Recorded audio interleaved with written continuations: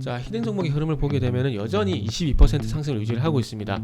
요 정도 힘이 유지가 되게 되면은 장 후반에 아무래도 상한가에 진입할 가능성도 제가 볼 때 있을 것 같아요.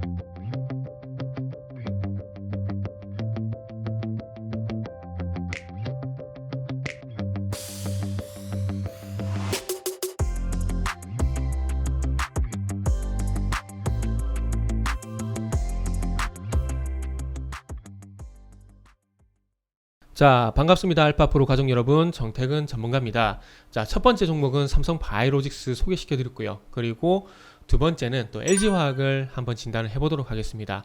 방송을 보시고 만족이 되시거나 내용이 괜찮다고 생각이 드시면 좋아요, 구독 부탁드리도록 하겠습니다. 자, 그리고 히든 종목도 마지막에 또 점검 한번 해보도록 하겠습니다. 자, LG화학 말씀 좀 드려보도록 할게요.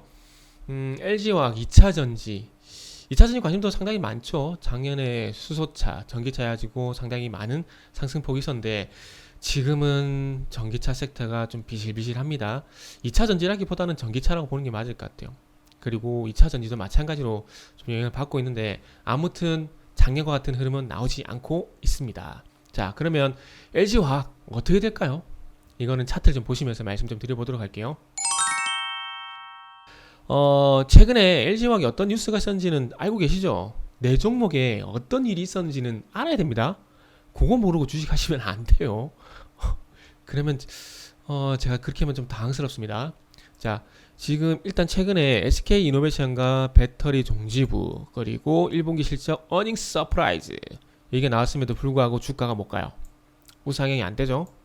물론 최근에 시장이 안 좋은 부분도 있지만 그럼에도 불구하고 그 LG화학 같은 경우는 올해 1월달부터 주가가 이제 멈췄다라고 보는 게 맞을 것 같아요. 자, 이제 LG화학의 히스토리도 한번 좀 보도록 하겠습니다. 작년 3월달, 23만원부터 105만원까지 결국 100만원을 찍었어요. 거의 5배가량의 주가 상승이 이루어졌습니다. 대형주가 이렇게 수익 나기 쉽지 않아요. 보통 작전주 같은 경우도 3배 정도 목표를 잡고 들어가거든요. 그런데, 그러면 외국인들이 작전한 건가요? 아무튼. 자, 그래서 5배 정도 상승이 나왔죠. 자, 요거는 솔직히 말씀드리면은 테슬라 빨, 좀 속된 표현 좀 쓰겠습니다. 테슬라 빨이 상당히 컸다라고 봐집니다. 테슬라 빨이. 그리고 배터리 시장 점유율 1위, 우리나라 업체들이 1위 이렇게 하면서 그리고 배터리 시장 점유율을 또 확대해 나가게 되면서 영향을 준 부분도 분명히 있지만은 1차적으로는 테슬라 효과라 봐야 될 것 같아요. 왜냐하면은 자, 테슬라 주가하고 그 다음에 LG화학 주가 한번 비교해 볼게요. 요렇게 해가지고 자, 화면 잘 보세요. 이게 지금 테슬라 3년 차트거든요. 자, 2019년 후반기부터 살짝 올랐다가 코로나 때문에 빠졌다가 쭉 땡기죠. 그죠? 1월달까지 보세요. LG화학도 마찬가지입니다. 쭉 땡겼다가 2020년 1월달까지 땡겼다가 코로나 때문에 빠졌다가 다시 보시면은 5배 오른 한 5배가량 올랐죠. 5배가 오른 부분이 1월달, 올해 1월달이고 테슬라 주가 빠지죠. LG화학도 마찬가지죠. 자, 제가 이래서 LG화학은 테슬라 빨이라고 말씀드린 이유가 요거라 보시면 될 것 같아요. 테슬라 주가와 상당히 동조화되어 있다. 똑같이 간다. 요렇게 보시면 될 것 같아요. 이 테슬라 효과가 좀 떨어지다 보니까 주가가 좀 하락을 했고요. 그런데 물론 테슬라를 논의를 하더라도 전기차 업체가 테슬라에만 있는 건 아니잖아요. 그리고 폭스바겐 LG화학 같은 경우는 GM도 미국의 테네시 공장인가요? 테네시 공장에서 GM 쪽으로 납품도 하고 있고 그리고 폭스바겐도 있고 한데 테슬라만 보고 있을 수는 없었잖아요. 그죠? 그래서 테슬라 효과는 그러니까 1차적으로 자 보세요. 상승할 때는 상승한 이유가 있다 그랬죠. 하락할 때는 하락한 이유가 있다 그랬죠. 그래서 상승할 때는 일단 테슬라 효과가 선반영, 소위 말하는 선반영. 그러니까 다 해먹었다. 테슬라 이슈로 주가는 다 해먹었다. 이렇게 보시면 될 거고. 그래서 상승 이유가 다 소진이 돼버린 거예요. 그러고 난 다음에 주가가 정체화돼 있다가 최근에 무슨 뉴스가 났죠? 폭스바겐이 배터리 내재하겠다며 자기들 배터리 개발하겠답니다. 근데 이게 원인이 뭐냐면은 SK이노베이션과 LG화학이 배터리 분쟁을 하게 되면서 폭스바겐이 불안해진 거예요. 쟤네들 싸우다가 배터리 제대로 공급 못 받는 거 아니야? 2차전지 제대로 공급 못 받는 거 아니야? 그래가지고 폭스바겐이 독립을 선언해버린 겁니다. 그 이후부터 자 그게 언제냐면은 자 잘 보세요. 자 그게 언제냐면 요때입니다. 요때 3월달 하락할 때 요때입니다. 그리고 난 다음에 이제 SK와 LG가 위기감을 느꼈는지 모르겠지만 바로 화해를 해버렸죠. 그러면서 주가 반등 나왔고 1분기 실적 얘기가 나오게 되면서 치고 나가야 되는데 그러니까 시장이 하락하기 이전에 치고 나갔어야 돼요. 이거는 치고 나갔어야 돼요. 그런데 테슬라 효과 다 해먹고 그리고 난 다음에 폭스바겐 악재가 터지게 되면서 LG화학의 주가가 지금 주춤하고 있는 겁니다. 주춤하고 있는 거. 그러면 자 1차적으로 LG화학의 숙제는 뭐냐면요. 자 많이 오른 것에 대한 이게 참 말하기 애매한데 주가가 잘 갈 때는 프리미엄이라 그래요. 주가 프리미엄. 근데 주가 빠질 때는 거품이라고 합니다. 그래서 지금 주가 빠지기 때문에 거품이라고 얘기를 할게요. 자 주가가 많이 올랐기 때문에 이 주가의 어떤 거품 논란이 분명히 있을 수가 있거든요. 그 거품에 대한 해석가 분명히 좀 필요합니다. 거품에 대한 해석가 분명히 필요하고 요게 첫 번째 숙제고요. 요게 첫 번째 숙제고 그리고 폭스바겐 악재 요게 해소가 분명히 좀 돼야 됩니다.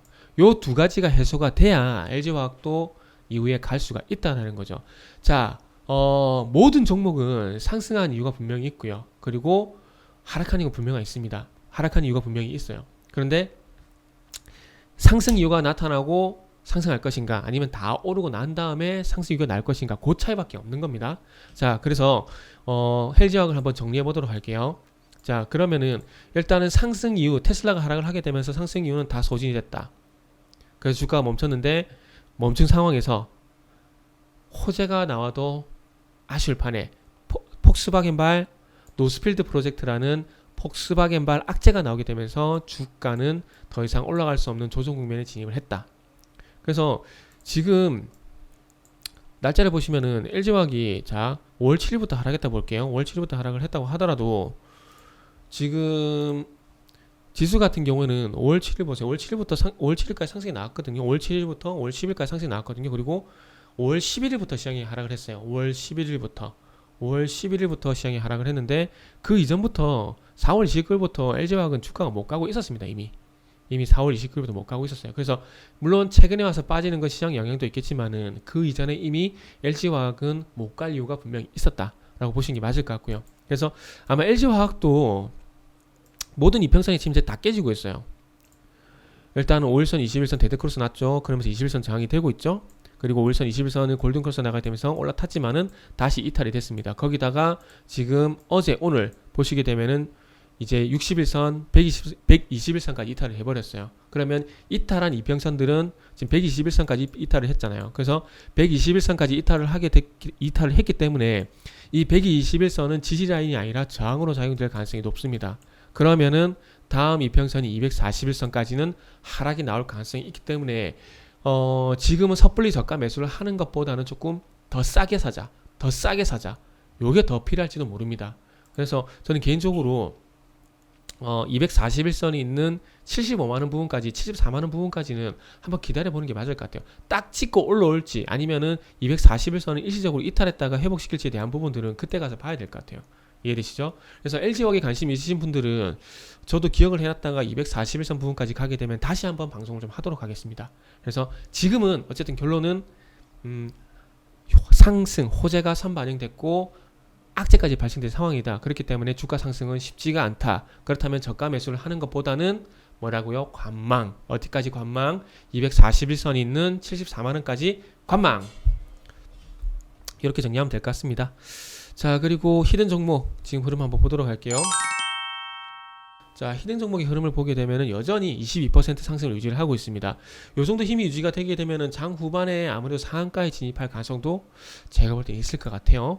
자, 그래서 히든 종목은 다시 말씀드리지만은 홈페이지에서 확인이 가능합니다. 자, 오늘은 삼성바이오로직스 그리고 LG화학 히든 종목까지 한번 진단을 해봤습니다. 주말 잘 보내세요.